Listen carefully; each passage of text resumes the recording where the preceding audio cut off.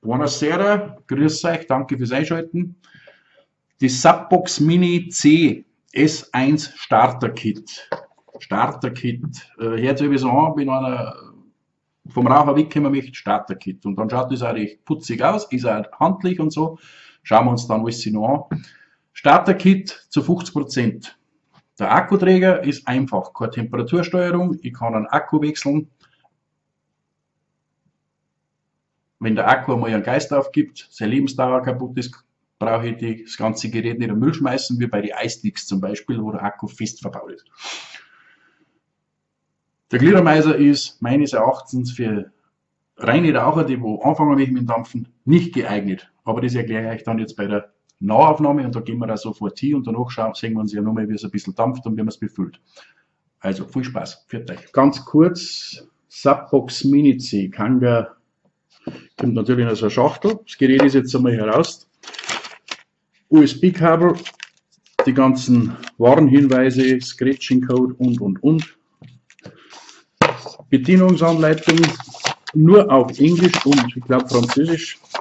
Die Bebilderung, oder? Wenn man Coil wechselt, die kannst du in der Pfeifracke, ja, also was die Strichmantel da drin bedeuten, ist fast nicht nachvollziehen. Aber das schauen wir uns dann an. Das Gerät ist praktisch ein Kompaktgerät mit einem Clearomizer, ist aber kein Einsteiger, sage ich gleich mal von Haus aus. Ja, AKAFC, du kannst keine Airflow verstehen, hast eine Liquid-Kontrolle, schauen wir uns dann an. Du kannst Strip-Tip nicht wechseln, du hast einen relativ offenen Durchzug, 3 Milliliter Fassungsvermögen. Ich tue jetzt einmal den ober, den machen wir dann zum Schluss. Da habe ich einen Lackfehler, das war da ist mir runtergefallen. Also das Teil da auch, also ich habe schon ein bisschen gewidelt damit, wie man in Bayern sagt. Normaler 15er hat oben einen gefederten Pluspol, ähnlich wie bei anderen Gliedermeiser, muss man kennen, das ist jetzt nicht sehr hochwertig, sehr groß. Man kann natürlich auch andere Gliedermeiser aufgetan, wir haben auch die Luftschlitze, falls noch einer von unten Luft braucht und. Dem habe ich halt den Vorteil, ich kann einen Akku rein tun und kann trotzdem über USB laden, von vorne, also auch im Steh. Ja. Und es ist so einfach aufgebaut von der Bedienung her, wie der iStick. Das heißt, der Akkuträger an und für sich war relativ handlich, er hat aber schönes Gewicht, wie gesagt, das ist ein Vollmetall, war wirklich schön handlich und hat halt den Vorteil, dass man Akku wechseln kann. Da haben wir das Kanga-Logo und da sieht man auch zum Akku ein, soll ja zugleich ein bisschen als Entgasung, wenn mal was wäre. Da unten haben wir ein bisschen, dass wir die Deckel aufmachen können. Bundle für einen Akku haben wir nicht, das heißt, du musst unten ein bisschen. Du brauchst keinen langen Fingernagel, aber einen stabilen, wenn es geht. Du musst aufdrücken und dann außerhin, weil wir kein so Bändchen nicht haben. Dann steht drauf Plus und Minus. Plus ist unten, der Minus ist schön gefedert. 4 Magnete, da haben auch die Magnete im Deckel drin. Ja. Hält auch gut. Kann man, glaube ich, sogar, wenn ich es jetzt richtig im Kopf habe,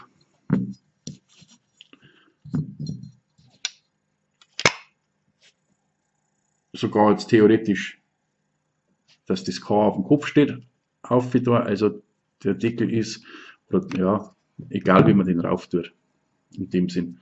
Hat wirklich schöne Rundungen, sogar da erinnert ist er noch abgerundet, also nichts, wo man sich kantig, wenn man das noch hat. Ist schön in der Hand, hat ein schönes Gewicht. So, 5-mal Klick schaltet man an, dann kommt das Logo Kangatech. Dann haben wir ein Display, das brauche ich eigentlich nicht stark erklären. Akku, Voltausgabe, Ohm 9,9, wenn kein Liro drum ist oder wenn ich keinen Kontakt habe. Und dann habe ich meine Plus- und Minustasten, wo ich bis 50 Watt gehe, wo er immer schneller läuft. Bei 50 Watt kann man das schön erwarten. Genauso wie runter bis 7 Watt.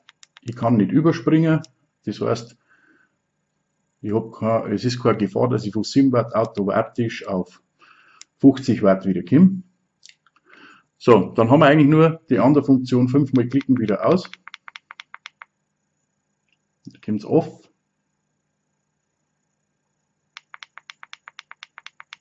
Und dann schaltet man wieder ein. Und ihr könnt die Leistung verstehen. Also ähnlich wie bei den iSticks, relativ einfach. Was nur da könnt, wenn ihr die Plus und Minus miteinander druckt, gleichzeitig, und schauen wir mal, dann dreht sich das Display. Das kann man noch machen. Und die zwei Tasten, die könnt ihr locken. Da müsst ihr alle drei Feuertaste auch noch drücken. Dann blinkt er dreimal. Und wenn es dann unten hindrückt, dann geht nichts mehr. Aber feuern könnt ihr jetzt oben. Ja? Entlocken wieder, alle drei Tasten gleichzeitig drücken. Wenn er nicht blinkt, dann habt ihr eine nicht erwischt. Jetzt blinkt er wieder dreimal und dann kann man wieder einstellen. Das war's eigentlich. Also Display drehbar, die Tasten Locking, 5-mal aus und ein. Einfacher geht's einfach nicht. So, jetzt gehen wir zum Clearomizer. Als erstes muss ich euch sagen, wenn der neu kommt, kann es sein, bei mir war es so. Er hat mir ein bisschen zum Verzweifeln gebracht, weil es ist ein Top-Filling, also von oben befüllbar. Um den aber oben zu befüllen, müsst ihr den Tank halten und da oben bei der Kunststoffriffelung aufschrauben. Und das ist im Auslieferungszustand so verklebt gewesen, mit dem Tank da herum, dass ich habe das Eisfach rein müssen, weiß was, ich habe alles probiert, es hat glaube ich 10 Minuten, Viertelstunde dauert, bis ich den aufgeregt habe. Das heißt, der Tank ist am Anfang von unten ausgegangen und ich habe den Glastank von dem oberen Teil nicht trennen können, weil es ist so ähnlich wie bei anderen, wo wir jetzt schon sehen, er steht wirklich sehr stabil und fest, sogar fester wie beim Nautilus 2 und dann befüllt es seitlich einfach. Ja, ganz einfach. Und mit dem Gewinde zieht er sich wieder hoch. Der zeigt den O-Ring da drinnen. Da ist Kunststoff, dann ist ein O-Ring drin und dann nochmal Kunststoff. Der zeigt da, jetzt ist ein bisschen feucht halten, weil ihr müsst ihn dann wieder zuschrauben. Und dann wirklich macht es mit 2 Fingern mit Gefühl zu, weil relativ nach der ersten Umdrehung, wenn da der O-Ring schon drüber ist, dicht er schon ab. Damit ihr danach jederzeit wieder schön aufschrauben könnt. Tripptipp, Nachteil. Ja, ist ziemlich einsteigerunfreundlich, zu groß für einen Einsteiger. Ja, ist zwar kein Weitbohr, aber ziemlich groß und man kann es nicht austauschen, das ist mit dem dabei. Beim Raufdrehen spürt es was. Und jetzt schaut es auf der Mitte beim Coil hin, wenn ich den Akkuträger drehe, seht ihr es, ist ein Liquid Control. Im aufgeschraubten Zustand. Jetzt kann man es nochmal sehen. Das heißt, wenn Sie den im Uhrzeigersinn bis auf Anschlag macht, dann ist er bei mir, seht ihr es, ganz leicht geöffnet. Der Coil hat um die 0,6 Ohm und mit 10 Watt kannst du den nicht dampfen, weil das ist ein Krampf. Der braucht seine 25, 30 Watt. 50 Watt kannst du aber auch nicht dampfen, weil es ist ein Kanga-Coil vom Subtank, da gehe ich danach nochmal drauf ein. Und jetzt, wenn man meint, ja, der hat eine Airflow, die dreht sich mit, die ist in allen Positionen unten offen.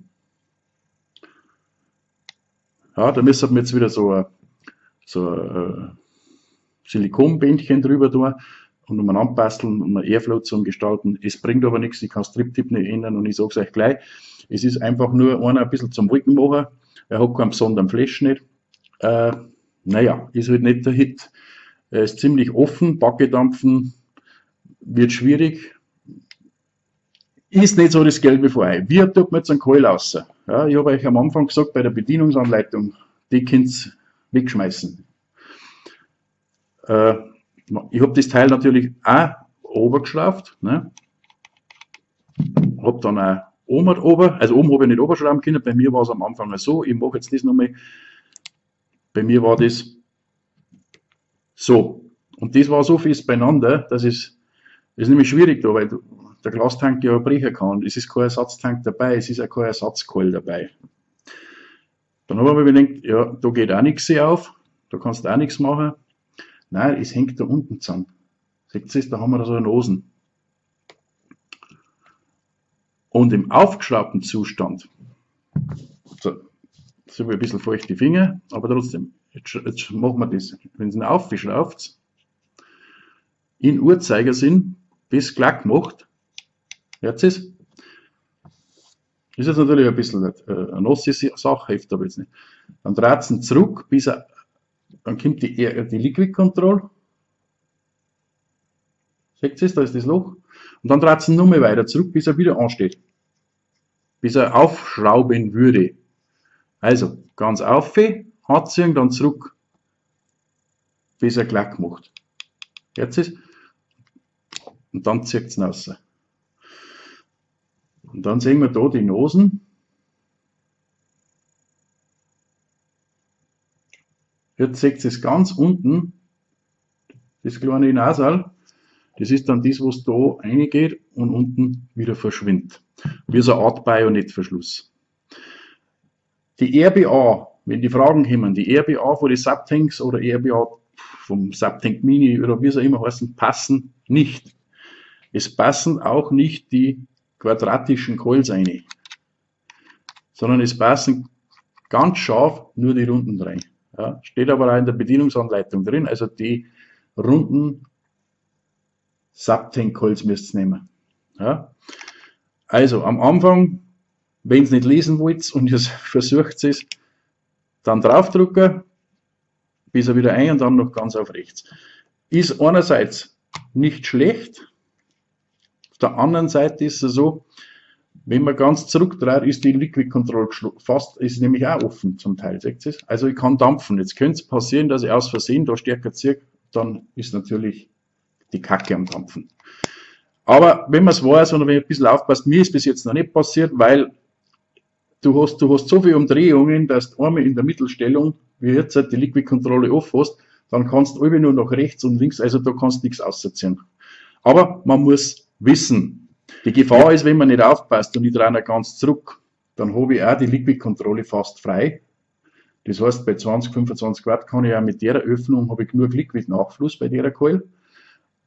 Und wenn ich dann nicht aufpasse und ziehe ein bisschen dran, weil das so richtig fest hält das dann nicht.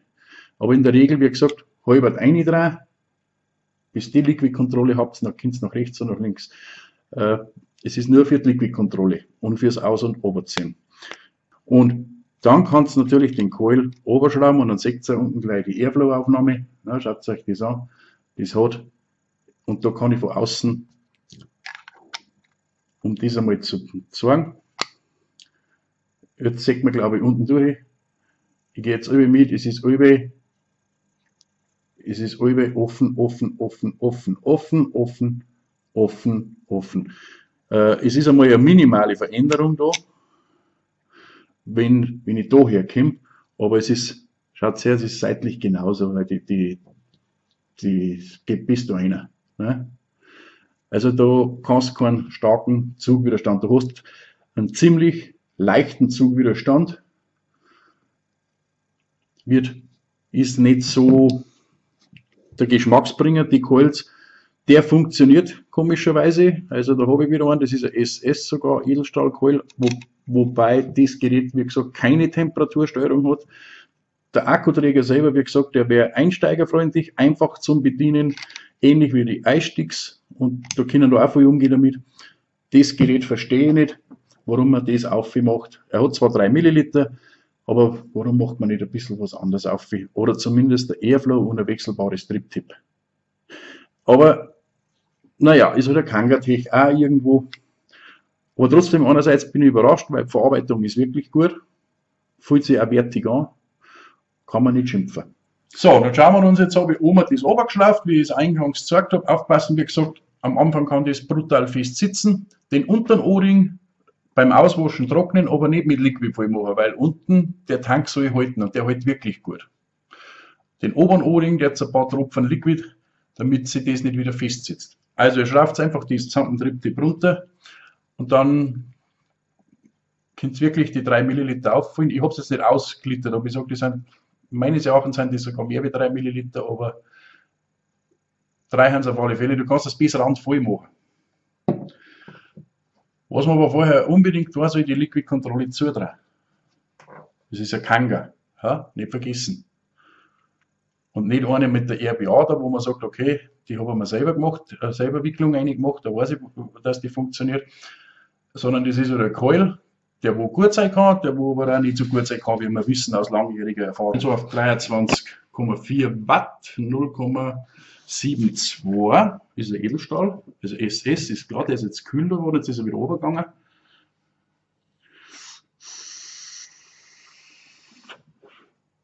Er dampft schön und alles, aber er hat keinen Flash, er hat keinen Throat, er bringt nichts zu. Es ist, also ich kann 10-mal ziehen, dann muss ich aber hergehen, dann muss ich halt doch wieder woanders ziehen, weil ich einfach dann da das habe, was ich halt auch sage, das brauche ich. Und ihr hört es schon, er ist relativ Open Draw. Gehe jetzt einmal auf 34 Watt einfach.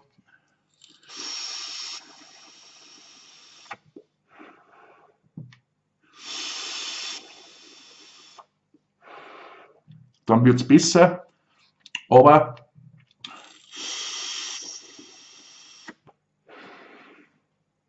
das hat für einen Einsteiger ist das nichts. Ich mag das auch nicht auf Dauer. Ne? Das ist einfach, es ist ein bisschen einer zum Nebeln, ein bisschen zum Angeben, aber es geht einem was ab. Ja? Ich konnte jetzt natürlich hergehen und sagen, ich habe kein Nikotin drin. Das ist schon klar, ich konnte jetzt ein Nikotin rein tun, aber warum soll ich das tun? Ich konnte, weiß ich nicht, aber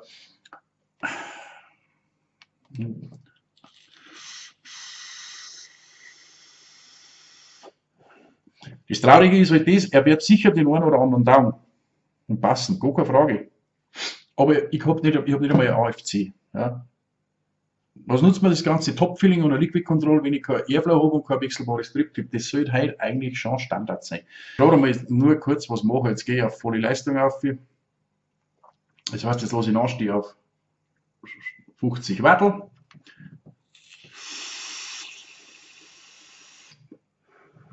Und ihr seht es schon, das ist ein Wolkenwerfer dann.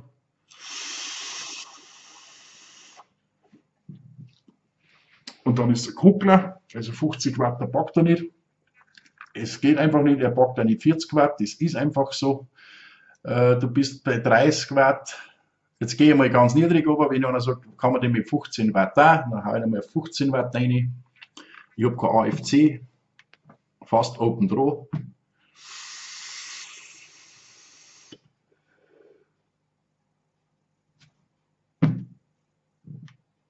Selbst wenn jetzt die Airflow zuhält unten, ich probiere es einmal. Geht nicht, weil es dann warm wird. Also 15 Watt ist zwing, 50 ist so. Dann nehmen wir mal 23 Watt. Das sage ich jetzt so. Ich stelle jetzt nicht Schärfe ein. Jetzt kommt was, aber es hinterlässt nichts. Es ist wie ein leerer Zug. Ich spüre es nicht einmal, dass da Dampf da ist. So wenig, wie soll ich sagen, ja, Flash, Throat, es ist nichts da. Ja. Geschmack ist ein bisschen da.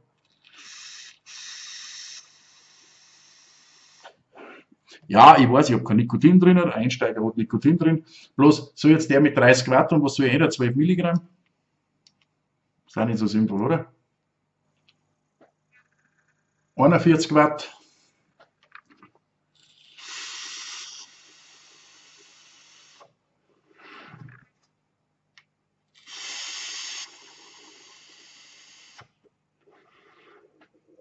Der Geschmack lässt schon gescheit nach.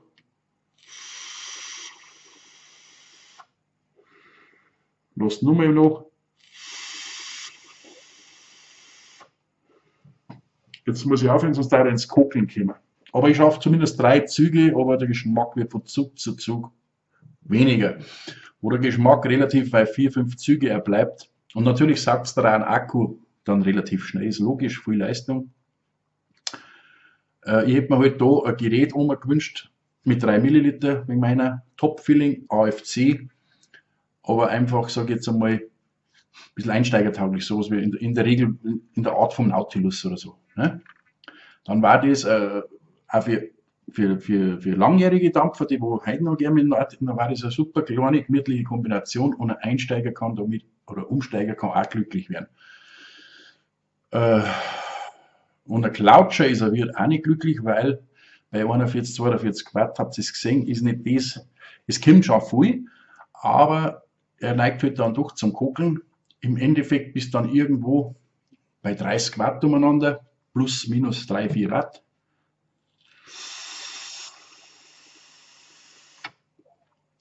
Wo ich merke, jetzt ist ein bisschen was da, wo er dann auch nicht kokelt.